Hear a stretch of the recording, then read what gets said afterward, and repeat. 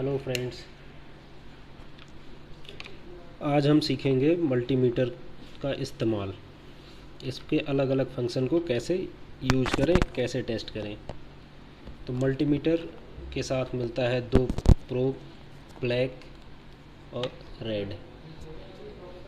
Black point को हम common point पे लगा देते हैं और रेड को इस साइड में बी ओम एम ए पे। मैक्सिमम चीज़ हम इसी से टेस्ट करते हैं और इसकी टेस्टिंग बाद में बताएंगे।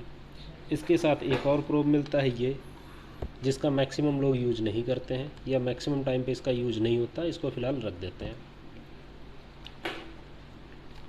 तो ये मल्टीमीटर में ऑफ पोजीशन, पहला ये है वी और ये वेव बना हुआ है। इस पे हम एसी वोल्टेज को चेक करते हैं।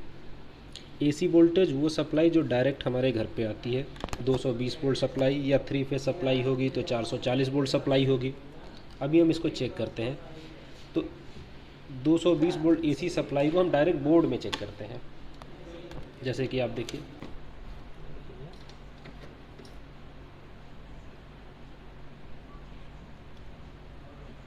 दो 228 वोल्ट। इसमें ये दूसरा ऑप्शन है, ये डीसी वोल्टेज चेक करने के लिए होता है, किसी बैटरी का सप्लाई चेक करने के लिए होता है।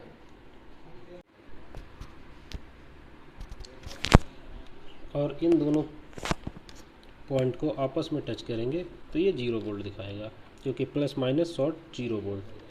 अभी हम डीसी की बात करें तो ये डीसी वोल्टेज चेक करते हैं, जैसे बैटरी का वोल्टेज, सेल का वोल्टेज या मोबाइल लैपटॉप का कोई भी कंपोनेंट डीसी पे चलता है तो मोबाइल में कितना पावर सप्लाई किस सर्किट में जा रहा है, कहाँ पे क्या वोल्टेज है, वो डीसी से चेक करेंगे। जैसे डीसी को भी शॉर्ट करेंगे तो मीटर 0 0 बताना चाहिए। ये 0 0 नहीं बता रहा, इसका मतलब इसमें मीटर में प्रॉब्लम है, यह हमारा प्रॉपर शॉर्टिंग नहीं है। तो 0.1 मिली वोल्ट दिखा रहा है, जबकि ये 0 0 होना चाहिए। अभी इसको हम चेक करें, ये एक सेल है, ये दिखा रहा 1.24 वोल्ट दिखा रहा है, 1.24 वोल्ट। दूसरा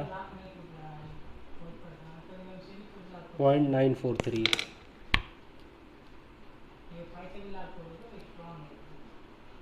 0.82। इस तरीके से हम इसका वोल्टेज चेक कर सकते हैं। बोर्ड में अलग अलग जगह पे अलग अलग सप्लाई आता है, जैसे हमारा चार्जर में अलग सप्लाई होता है।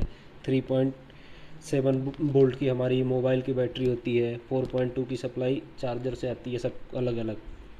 ये रेजिस्टेंस चेक करते हैं इस पर बोर्ड में, लैपटॉप या मोबाइल के बोर्ड में। जैसा कि हमने बताया है अपने पुराने वीडियो में, रेजिस्टेंस को कैसे पहचानें, उसको कैसे चेक करें। जैसे ये मोबाइल का बोर्ड है, इसमें ये छोटे छोटे काले काले कंपोनेंट जो दिख रहे हैं, ये सब रेजिस्टेंस है। इसको हम इस पॉइंट पे, रेजिस्टेंस वाले पॉइंट पे रख के चेक करेंगे। जैसे ये है, ये दिखा रहा है 0.219 किलो ओम। दूसरा चेक करते हैं, ये हो गया 0.219 किलो ओम, दोनों सेम है। अलग चेक करते हैं, ये 10 ओम का रेजिस्टेंस है। इस तरीके से हम रेजिस्टेंस को चेक करते हैं। ये सबसे ज़्यादा इस्तेमाल होने वाला पॉइंट ये है, जो मल्टीमीटर में सबसे ज़्यादा इस्तेमाल किया जाता है। इस पे मैक्सिमम पॉइंट पे दो चीज़ बना हुआ, एक ये और एक ये बजर मोड है, ये डायोड मोड है। ये सेलेक्ट करने का बटन है, इससे हम सेलेक्ट करेंगे। अभी ये डायोड मोड पे है, इसको सेलेक्ट करेंगे तो बजर मोड पे चेंज हो जाएगा। फिर सेलेक्ट किए, फिर डायोड मोड पे चेंज हो गया। बजर मोड पे चेक करने पे जब भी ये दोनों शॉर्ट होगा तो ये बीप आएगा, जैसे बीप आ रहा। तो कुछ कंपोनेंट हमारे मोबाइल में या लैपटॉप में बीप देने पे सही होते हैं, कुछ बीप देने पे ख़राब होते हैं। तो इससे हम ये पता कर लेते हैं कि ये ख़राब है या सही है। जैसे 50 ओम के नीचे का रजिस्टर जितना होगा वो आपस में बीप देगा। जैसे अभी हम चेक किए थे 10 ओम का,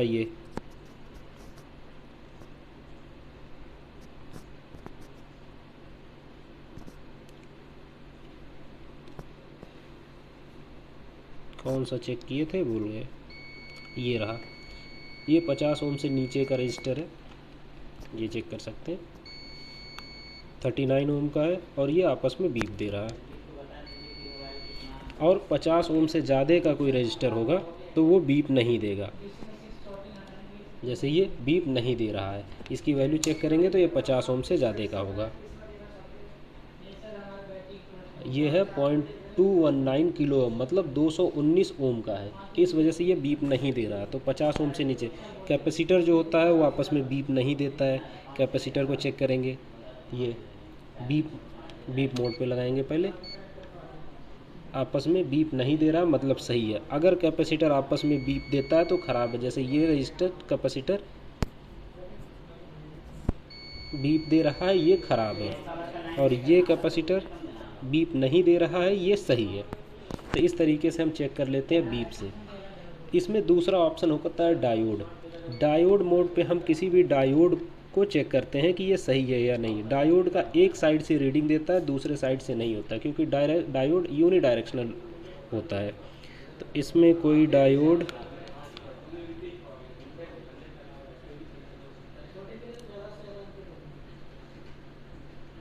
फिलहाल नहीं दिख रहा है।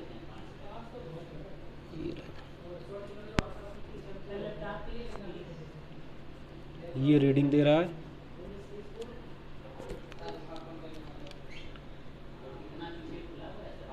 ये रीडिंग नहीं दे रहा है। तो एक साइड से रीडिंग देगा, एक साइड से रीडिंग नहीं देगा, तो डायोड सही है। तो इस तरीके से हम AC volt, DC volt, resistance और बीप मोड और डायोड चेक कर लिए। अभी आता है ये HFE, उसके बाद degree centigrade, degree Fahrenheit, NCV। इन तीन का मैक्सिमम यूज नहीं होता है, बहुत कम यूज होता है। और ये एम्पियर है, micro ampere, milli ampere, ampere. इस एम्पियर को चेक करने के लिए हमको ये प्रोब निकाल के यहाँ लगाना पड़ता है। और एम्पियर हमेशा सीरीज में चेक होता है। तो कंपोनेंट को उखाड़ के एक सिरे को हमें ब्लैक से और दूसरे जहाँ पे वो कनेक्टेड है उस कनेक्टेड पॉइंट को इस प्रोब से कनेक्ट करेंगे, तब चेक होगा। फिलहाल हम इसको चेक नहीं करेंगे, किसी भी कंडीशन में एम्पियर चेक करने की कोशिश नहीं करेंगे, क्योंकि ज़रा सी भी गलती होने से ये ख़राब हो जाता है। तो एम्पियर हम चेक नहीं करते हैं इससे फ़िलहाल। बहुत इमरजेंसी केस में होगा तो चेक कर सकते हैं, नहीं तो नहीं करेंगे। डिग्री फ़ारेनहाइट ये जो है, इसी को चेक करने के लिए अलग से प्रोब मिलता है।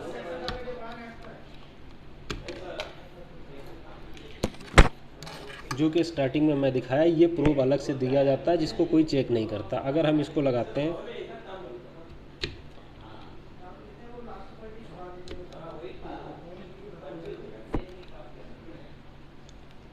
तो ये दोनों पॉइंट आपस में जुड़े होते हैं।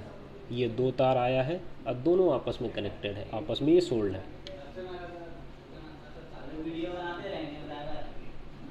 अब ये क्या करता है कि हमारा टेम्परेचर दिखाता है इस पॉइंट पे। ये जो पॉइंट हमारा है, इस पॉइंट पे कितना टेम्परेचर है वो यहाँ पे दिखाता है। जैसे अभी हमारे रूम का टेम्परेचर 31 डिग्री सेंटीग्रेड है। अगर हम इसको हीट करते हैं तो ये टेम्परेचर, जैसे अभी हम इसको सोल्डर से,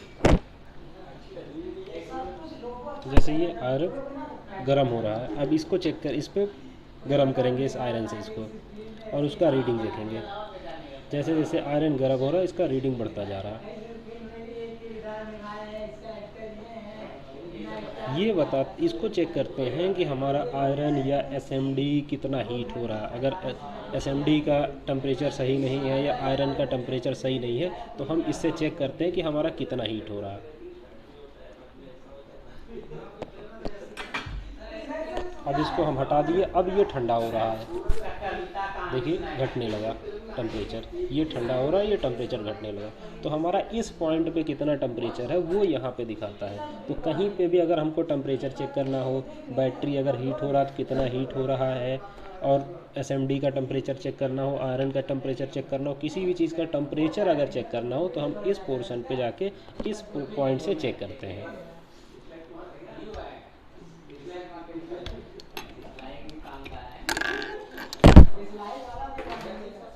अब बचा हमारा ये पॉइंट, ये 0 वोल्ट है। 0 वोल्ट इस पॉइंट से हम किसी भी मॉसफेट या ट्रांजिस्टर को चेक करते हैं वो ट्रांजिस्टर सही है या ख़राब है। तो उसमें आप देखेंगे यहाँ पे पॉइंट दिख रहा है, ये इसमें बना हुआ है छेद, इसके ऊपर लगा है EBCE, emitter base collector emitter. तो इधर लिखा है NPN, ये PNP। PNP होगा तो इस पे हम लगाएंगे, NPN होगा तो इसमें लगाएंगे, इसके हिसाब से कि इमीटर के सामने इमीटर वाला, बेस के सामने बेस और कलेक्टर के सामने कलेक्टर वाला पिन लगाएंगे और हम इस पॉइंट पे इसको रखेंगे तो हमारा यहाँ पे पॉइंट बताएगा। फिलहाल हमारे पास अभी कोई ट्रांजिस्टर नहीं है तो इसको अभी चेक नहीं कर सकते हैं। आपके पास होगा तो आप इसको चेक कर सकते हैं इस पॉइंट पर रख के। अब बचा ये केबल पॉइंट।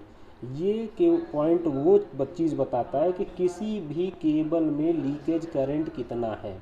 अगर किसी केबल में लीकेज करंट होगा तो ये बताएगा, अगर लीकेज करंट नहीं होगा तो ना है। जैसे हम इस पॉइंट पे NCV पॉइंट पे लेके जाएंगे और जिस केबल के सामने रखेंगे, जैसे मान लीजिए ये हमारा केबल है, इसके सामने हम रखें, कोई कुछ भी बीप नहीं दे रहा है, ये आगे सेंसर लगा होता है, इस सेंसर से ये काम करता है। ये लगा दिए, कोई बीप नहीं दे रहा, मतलब इसमें करंट नहीं है। दूसरा केबल लगाए, इसमें कोई बीप नहीं दे रहा है, मतलब ये केबल में करंट नहीं है। लेकिन अगर ये आयरन जैसा हमारा कि पावर सप्लाई में लगा हुआ है, इसमें हम लगाएंगे तो ये बीप देगा। ये एक बीप देता है टी टी करके, मतलब उसमें करंट है लेकिन लीकेज करंट बहुत कम है। लेकिन अगर किसी केबल में लीकेज करंट होगा, जैसे हमारे पास ये केबल है, इसमें लीकेज करंट ज़्यादा है और ये हमारा आयरन हीट नहीं हो रहा प्रॉपर, तो अभी हम इसको अगर चेक करेंगे तो हमारा ये बता रहा है कि इस केबल में लीकेज करंट बहुत ज़्यादा है, इस वजह से ये प्रॉपर काम नहीं कर रहा है। और जिस पॉइंट पे ज़्यादा लीकेज होगा उस पॉइंट पे ज़्यादा ये बोलेगा। जैसे यहाँ लीकेज करंट कम है, इस वजह से यहाँ कम दिखा रहा है। और यहाँ पे आप देख सकते हैं, यहाँ पे जब हम चेक करते हैं तो ये सिग्नल से भी बताता है कि कितना लीकेज करंट है। इस पॉइंट पे लीकेज करंट हमारा ज़्यादा है तो ये ज़्यादा बता रहा है। अभी इसी केबल में इस पॉइंट पे लीकेज करंट कम है तो नहीं दिखा रहा कि ये केबल इधर सही है। सेम केबल हमारा इस पोर्शन पे ख़राब है तो ये बता रहा है कि यहाँ लीकेज करंट ज़्यादा है। इधर केबल सही है, इधर केबल गड़बड़ है। तो इस तरीके से हम इसका NCV का इस्तेमाल करते हैं किसी भी केबल के लीकेज करंट को चेक करने के लिए, बिना उसको काटे। हम उसको काटने के पहले ही चेक कर लेंगे कि कहाँ हमारा लीकेज। मान लीजिए ये केबल यहाँ पे कट गया, अंदर से यहाँ कट गया, इसके आगे सप्लाई नहीं जा रही है, तो इसके पहले ही बीप देगा, इसके आगे बिल्कुल बीप नहीं देगा, क्योंकि करंट आगे नहीं है तो आगे बीप ही नहीं देगा। इससे पता चलेगा कि हमारा केबल यहाँ के आगे ख़राब है। तो इसका इस्तेमाल करते हैं हम करंट को बिना काटे बाहर से ही चेक करें कि उसमें कितना लीकेज करंट है, वो सही है या ख़राब है।